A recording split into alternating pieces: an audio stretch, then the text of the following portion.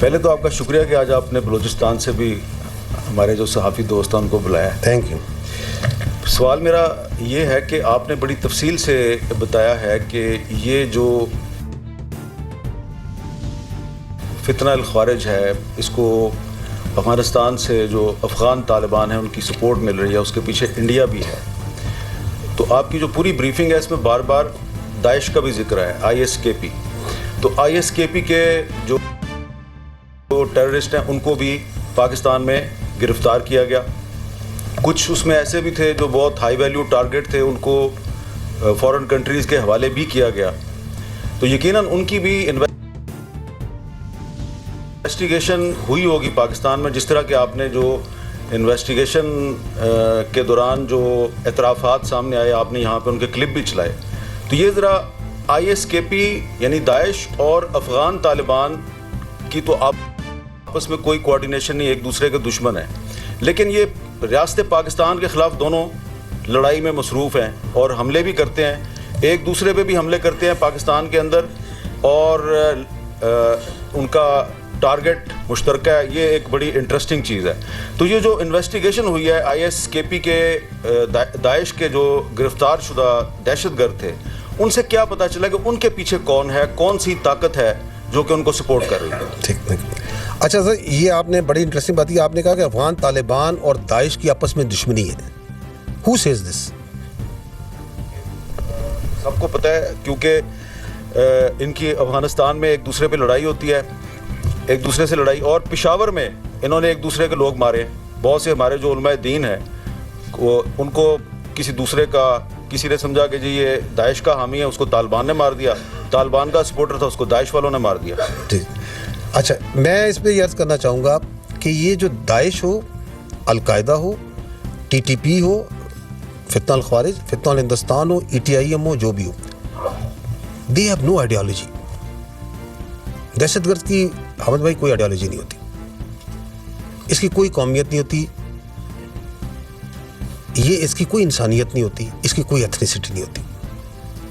We need to understand the problem.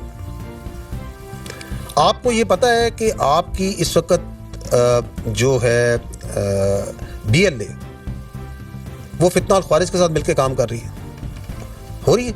आप मुझे बताएं कि वो एक एथनिक ऑर्गेनाइजेशन है, ये एक अपने आप को रिलीजियस ऑर्गेनाइजेशन है, इनमें कौन सी सिमिलरिटी है, कौन सी आइडियोलॉजिकल ओवरलैप्स हैं इनके आपस में?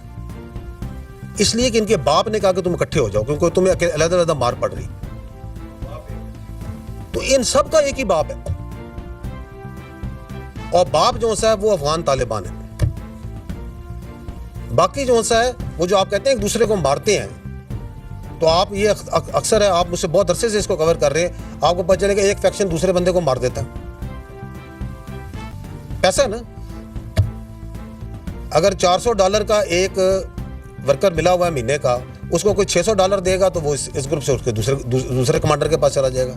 उस कमांडर जिसके पहले नौकरी कर रहा था, अगर वो कहेगा इसको मार दो तो वो उसको मार भी देगा। तो इनका कोई दीन ईमान नहीं है, इनको चाहिए जगह, इनको चाहिए, ये एक वॉर इकोनॉमी है। अब उसके अंदर मल्टीपल एजेंसीज आती हैं और वो इनको इस्तेमाल करती है। As far as Pakistan is concerned, हमारे नजदीक there is no shade and colour of any sort of terrorist. किसी के लिए हमारे पास ना कोई जगह है, ना हमें किसी से कोई हमदर्दी है। मैं हमेशा ये कहता हूं, and we are absolutely clear, there is only one type of terrorist which is good, which is a dead terrorist. But if you have to fight this menace, जो multiple layers में काम करता है, जिसके पीछे बहुत सा पैसा और बहुत सी थिंकिंग है, ये ऐसे आपके ख्याल में आप तो देखते हैं, इनकी वीडियोस देखें, कभी इनका सोशल मीडिया का कंटेंट देखें, उसकी फनेस देखें, उसके अंदर से AI को इस्तेमाल किया जाता है। आपके ख्याल में ये कहीं खोस्त में, नंगरहार के पहाड़ों में बन रही है? आप और मैं नहीं बना सकते उस लेवल का कंटेंट। कहां पे म्यूजिक ऊपर होगा, कहां पे नीचे होगा, किस तरह जज्बात को उभारा जाएगा, वो कौन से दिमाग है इनके पीछे? So they are these scums of this earth.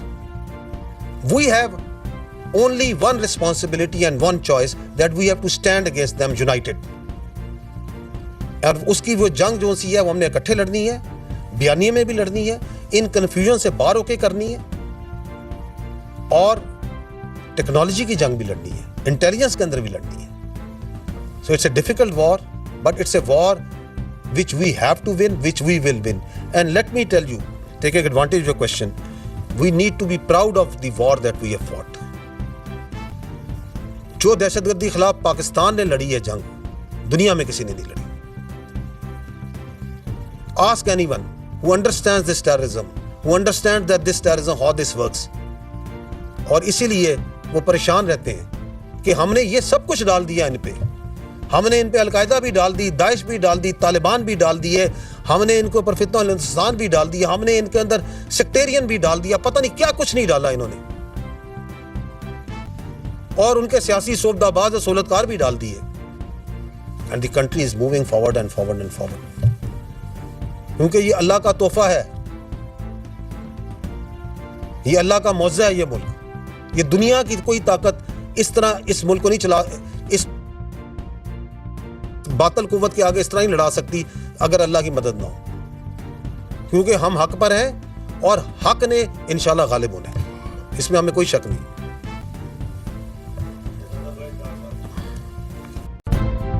इसी तरह की latest updates, breaking news, political news के लिए वीडियो को लाइक करके चैनल को सब्सक्राइब करें और बेल के आइकॉन पर लाजमी क्लिक करें ताकि आप रहें हर खबर से बाखबर.